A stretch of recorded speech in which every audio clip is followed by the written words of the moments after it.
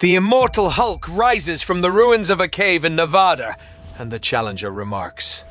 And now that you're back with us, monster, let's talk! Inside the Grandmaster's cosmic game room, the Challenger and Grandmaster stand on a podium and look at several screens, which hover before them. All of the screens display images of a particular woman. The Challenger notes the Avengers call her Voyager and exclaims that she teleported away with the final pyramoid. That she did, Challenger. An intriguing turn of events, the Grandmaster remarks. The Hulk appears on one of the monitors, and the Grandmaster tells the Challenger that his Hulk has no target to pursue. The Challenger addresses the Grandmaster by his true name, and Dewey gasped, and asks him why he is so smug. You did this, didn't you? He inquires. The Grandmaster tells the Challenger to calm himself. He points out that of all the elders of the universe, he should know how quickly things change. Old images appear on one of the monitors of the Grandmaster and two of his squadron, Supreme, Wizard and Nighthawk. And he points out that humans are full of surprises, that they make for entertaining obstacles and useful pawns. Another image of several heroes competing in the Grandmaster's Contest of Champions. And yet with all your skills and a millennia of plays, these pawns have defeated you time and again. The Challenger remarks. The Grandmaster declares that defeat assumes a state of finality and boasts that the game continues, and so does he. One move at a time. Meanwhile, on Earth, at Lex Hill Hospital in Midtown Manhattan. Now, does what I'm saying make sense? Edwin Jarvis asks, holding a pole which his IV drip hangs from as he stands near Hank McCoy, also known as Beast and Nadia Van Dyne, also known as Wasp. Of course it does, Jarvis. Chillingly so, Beast replies. Voyager's story was alive from start to finish. As you said it, I felt as if I were waking up from a dream, the Beast adds. Nadia remarks that Voyager's entire story was some sort of memory implant and suggests that the infection in Jarvis' memory center kept it from taking root. Nadia looks at the Beast and declares that Voyager was never an Avenger. I don't know enough about the team's history to be surprised, but I know enough about the present to be angry at being fooled, Nadia exclaims, wondering what Voyager wants and how it is connected with all of this. The Beast announces that they shall find her and ask her with extreme prejudice at the Avengers Auxiliary headquarters. Like this. Tony? Miguel Santos, also known as Lightning, asks Dr. Toni Ho, also known as Iron Patriot, as he releases a charge of electrical energy into the Iron Patriot armor. Nice! That should keep power cells charged, yeah? Toni calls back as she examines a monitor. Where would you like this? Enigma asks as she carries the frozen body of Doreen Green, also known as Squirrel Girl. That medical bay set up in the canteen. Let's keep all our invalids together. Toni replies as she waves at Enigma, while General Robert L. Maverick, also known as Red Hulk, sits on a chair nearby, cup of coffee in hand. Toni looks at another monitor, where Sam Wilson, also known as Falcon, Roberto da Costa, also known as Citizen V, and Wasp can be seen. Toni asks Falcon what his ATA is, and Falcon explains that they are regrouping, but it looks to be at least 10 minutes before they are airborne. Gotcha! Toni replies, before she tries to connect to the Beast, asking him if she should send Lightning his way for backup, but gets no response. It's not good. I hope they're okay, Toni remarks. Enigma arrives in the makeshift infirmary, where she places the frozen Squirrel Girl next to the Vision, who is also frozen. Pietro Maximoff, also known as Quicksilver, sits up on the bed he was resting in, clutching his stomach. Do not mind me, Enigma tells him, before she leaves the room. Sam Guthrie, also known as Cannonball, also sits up and remarks that he feels like he got hit by a truck full of trucks. Myself as well, Quicksilver replies, rubbing his head. He adds that it was quite a battle, but his metabolism should have him up and ready for battle again. Suddenly, they notice two small beams of light darting around their frozen teammates. What was saying?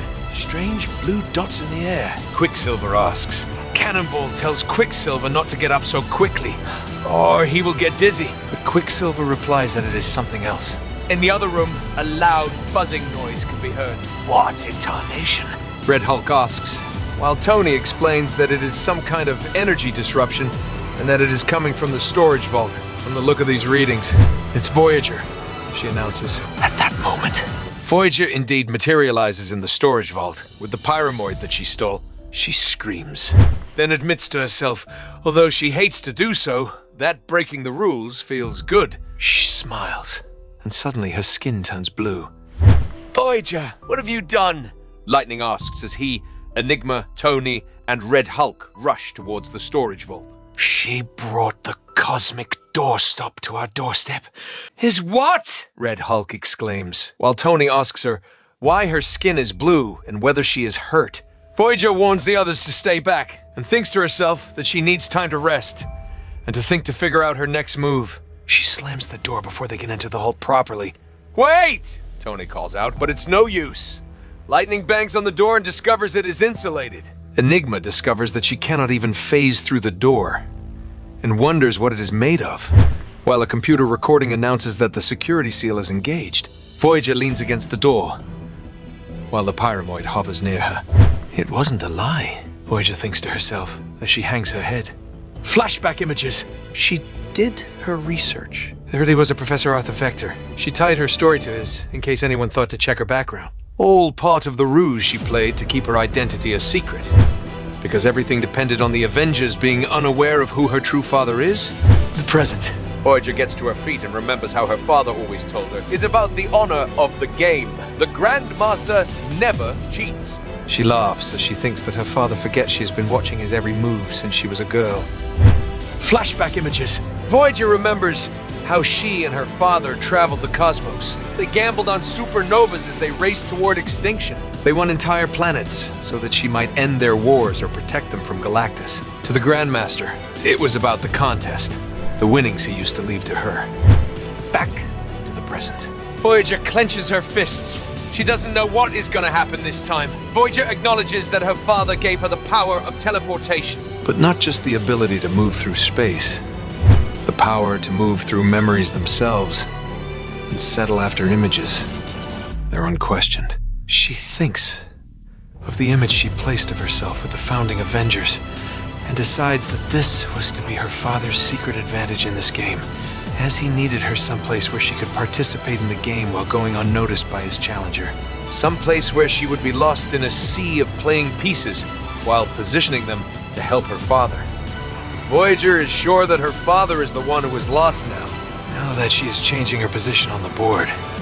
She looks at the pyramoid and frowns, deciding that she is tired of being, as the locals say, her father's ace in the hole, as every time he wins, she gets shuffled away. She recalls how her father used to tease her that someday she would be experienced enough to beat even him. Well, father, who's playing who? Voyager grins. Back in the Grandmaster's cosmic game room, the Challenger laughs. So she might, Voyager did not get far. The Grandmaster looks at the monitor and agrees that it seems not, while remarking quietly to himself, a poor stratagem on her part. And in Arizona, go, Hulk! Let nothing stop you! The Challenger's voice echoes on the Hulk's mind as he leaps across the state in powerful bounds. Where is your bravado now, Endui? The Challenger asks. Do you really think your pitiful lethal legion can defeat the Hulk? He inquires. To which the Challenger replies, we shall see, won't we? At that moment, two of the lethal legion, Captain Glory and Mentacle, make their way across the Arizona sky. Captain Glory tells Mentacle that there is no point in running, as the humans will chase them. But Mentacle tells Captain Glory that a simple mental suggestion keeps them entirely obfuscated, and that it will last long enough for them to escape and regroup. There's no group. The others have fallen. It's up to... Captain Glory begins, when suddenly he finds himself slammed into the ground from a great height by the Immortal Hulk. My spine! Ha! He's broken it! Captain Glory gasps as the Hulk pins him to the ground. Mentacle moves towards them and tells Captain Glory to be calm. I will reach into the beast's mind and no. Mentacle utters as the Hulk looks at him, teeth bared and eyes filled with fury. No! A scream is heard on the monitor in the Grandmaster's games room. The Grandmaster covers his mouth and drops his eyes, while the Challenger looks pleased with himself. Yes, Endui, we shall see. the Challenger points out. Meanwhile, Falcon, Wasp, and Citizen V are with their teammates, the Scarlet Witch. Hawkeye, Dr. Voodoo, Wonder Man, and Synapse are standing ready as a Quinjet descends towards them. The unconscious bodies of the Blood Brothers and Molin from the Lethal Legion are strewn on the ground. Tony's voice can be heard over the communicator, informing the Avengers that Voyager has brought the 5th pyramoid to Avengers Auxiliary headquarters. And she has locked herself in the pyramoid in the old storage vault. In another Quinjet, Rogue, clutching Corvus Glaive's staff, while Hercules and Jane Foster listen too. As Toni informs the Avengers that they need backup and that she figures they guard this thing and maybe use it as a bargaining chip. Suddenly, there is a loud boom in the Avengers Auxiliary headquarters. What the hell? Toni begins. Sounds like a blamed bomb dropping on us, Red Hulk exclaims, grabbing a gun while Lightning tells the others that it came from outside the hangar entrance. Toni reports that there are cameras out there and plans to look at the footage. Hopefully it's nothing. She begins, but as she looks at a monitor, she utters, "Too serious." The Immortal Hulk appears on the monitor. Is that the Hulk? The original Hulk? I thought he was dead. Lightning gasps. Well, he isn't now, Toni mutters, adding that she doesn't think this is a coincidence and that he is after Voyager. Toni turns to Enigma and points out that she is the least vulnerable of them, so she should take point. But stay phased, okay? Don't get hurt, she tells her partner. I will be careful, I promise, Enigma replies as she leaves the chamber. Toni instructs Lightning to get the boys out of bed and tell them it is game time. They're gonna need everybody on this, wounded or not. General Maverick pauses before asking, that includes the Red Hulk, right? But Toni walks over to him and tells him, wrong, don't you dare, General, as she tells him that his Hulkouts are unstable and getting shorter, not to mention his heart is getting weaker, so he could die. And against the Hulk, he will die. The Red Hulk on his best day couldn't beat Banner. Toni begins. Maybe, General Maverick interrupts her. But together, I think you and I got something better. Enigma arrives in the hangar bay, where the hangar bay door is pounded at by the Hulk. Enigma tells herself that phasing will not stop him and tries to give herself courage, adding density to maximum. As strong as diamond. As strong as her, she remarks as she modifies her form, and just in time as the door falls to the ground and the Hulk stands before her. I see you! Enigma calls out as she leaps towards the Hulk and slams her fist into his face, knocking his head slightly.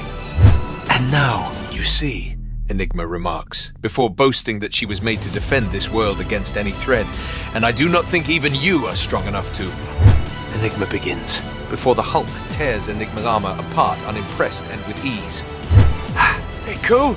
Toni utters as she hears a scream over the monitor. God, that scream! Lightning utters as he, Cannonball and Quicksilver arrive in the hangar. Hulk! Cannonball shouts, let her go! Cannonball begins, as the Hulk tosses Enigma aside with ease. But as Cannonball blasts towards the Hulk, the monstrous Hulk simply smacks him aside. Guthrie! His blast field's down, heading for the wall. Break his neck. His neck! Quicksilver gasps as he speeds towards Cannonball and grabs him before he slams into the wall.